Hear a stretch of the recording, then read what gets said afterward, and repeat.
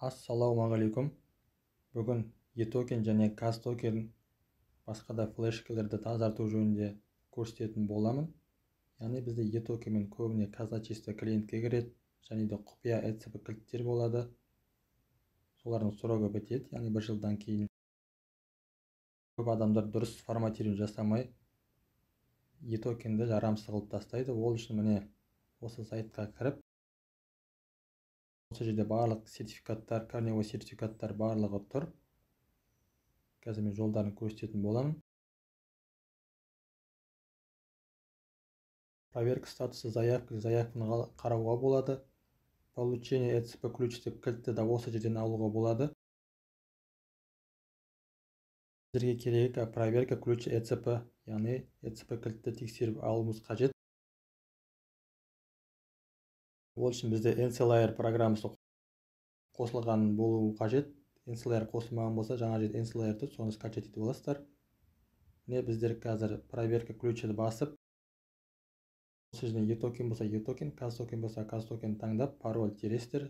Сол кезде срок өтіп кеткен болса да кілтіңіз шығып тұрады. Осыны мұқият тексеріп алыңыздар. Проверить бастым. Персональный компьютер басқан кезде осы жерде сіздерде e-токен немесе каз-токен болса каз-токен шығып тұрады. Оны тересіздер. Жаңа бір қызға форматирование жасап бердім. Ол видеом сақталмай қалыпты, өкінішке орай. Енді ол қыз кетіп қалды. Алдағы уақытта тағы да бір e-токен флешканы форматирование жасаған кезде көрсететін боламын. Жалпы действиясы, жобасы осы, дәл осылай тересіздер. Место хранениеге e-токеннің өзінің файлы шығады, автомат түрде соны таңдайсыздар, тек қана сіздер пароль тересіздер. E-токен 51 вон, e-токен простой e-токен шығады. Дәл осы сервисіге кіріп, форматирование жасайтын боласыздар. Біздер e-токенді басып, егер сізде басқа e-токен болса, бұл жерде отмена жасайсыздар. E-токеннің басқа версиясы бар, соны қарайтын боламыз. Және де форматирование жасаған кезде e-токен міндетті түрде компьютерге қосулы тұру қажет. Соны мұқият қадағалаңыздар. Кейде арты тимей қалатыны бар, соны барлығын қадағалап, мұқият мән беріп қосып қойыңыздар. Жак-карта болса, жак-картаны дәл осылай форматирование жасаймыз.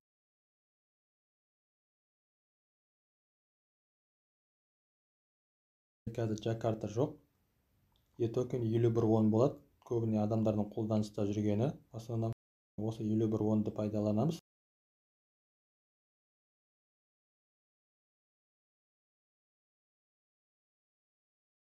Хранилище ключик дегенді басамыз. Сол кезде e-токеннің өзінің қондырылған установочный программасы шығатын болады. Қазір міне басып көрейік.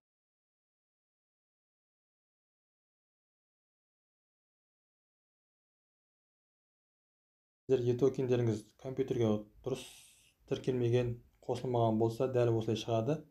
Ал егер сіздерде қосылған болса, осы жерге пароль теріп, форматирование жасайсыздар. Мына жерге сізде форматировать деген жазу шығады. Соны 4-5 қайтара басасыздар. Вы действительно хотите форматировать деген жазу шығады. Көк мына жерде форматирование деген болады. Көкпен тұрады. Соны форматирование басасыздар. Одан кейін қайтадан форматирование кіріп, бұл яғни флешканы бірнеше қайтара форматирование жасау керек. Себебі сіздер ECB кілт аласыздар директорге немесе басқа да кісілерге алған кезде, чтобы 2-3 рет жүрмес үшін, яғни бір шаруаны 10 шаруа қылмас үшін бірнеше қайтара ерінбей, мен сіздерге видео көрсетіп жатырмын, асықпай түсіндіріп, ерінбей қайта-қайта 3-4 қайтара форматирование жасаңыздар. Мына жерде қазір тергеннен кейін де форматированиені 4-5 рет басасыз, көк форматировать деген шығады. Одан кейін барып, сервисіге кіріп, проверить ключа дегенді басасыздар. Мына жерге e-токен шығады, жаңа e-токен 51. E-токен 51-ді таңдағаннан кейін, бұл жерде өзінің программы шығады. Программадан кейін e-токеннің өзінің паролі болады. Біреулерде 1, 2, 3, 4, 5, 6, 7, 8, 9, 0. Біреулерде басқа өзгерді. соны теретін боласыздар. Осы кезде проверка жасаған кезде пустой деп шықса, значит форматирование жасалғаны. Ал тағы да шығып тұрса, значит дұрыс форматирование жасалмаған. Қайта форматирование жасаңыздар, ерінбеңіздер. Дәл осылай істегеннен кейін көкпен форматировать деген шығады. Соны басасыздар. Бұл яғни pki.gov.kz сайты, яғни өзі жоғарыда жазылды, Национальный удостоверительный центр Республика Казахстан деп. Сол сервисіге кіріп, проверь ключі деп қайтадан ключті тексеріңіздер. Осыны ерінбей 3-4 қайтара жасаңыздар. Себебі сіздер қазір жасап тұрған e-токенге ішінде көне кілт сақталуы мүмкін. Бізге ол көрінбейді. Сіз бір-екі рет басып форматирование жасағаннан кейін білесіз, ол очистка жасалды деп.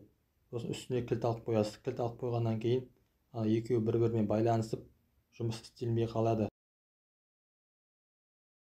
Токенде тек қана бір кілт қана болу керек, сол кезде ол жұмыс жасайды.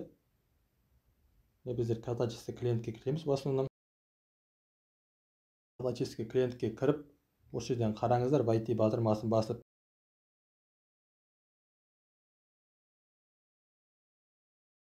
Кей жағдайда мысалға директорге кілт алған кезде директорды қозғауға тура келеді. Ол қайта шақырта берсеңіз ертең айтуы мүмкін, не істеп жүрсіз деген сияқты сұрақтар қойып қалса. NCLR-ды қосылған болу керек.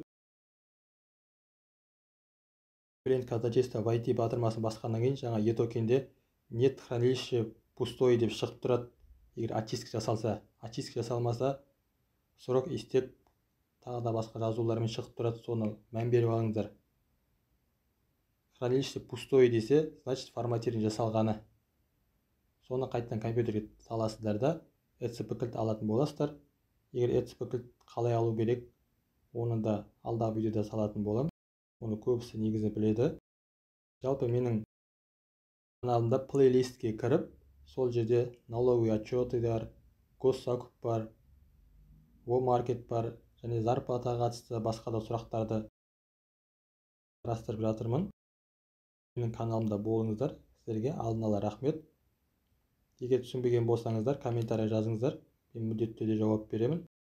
Немесе сіздерге басқа программа арқылы кіріп, өзім форматирование жасап беретін боламын. Сіздерге көп рахмет.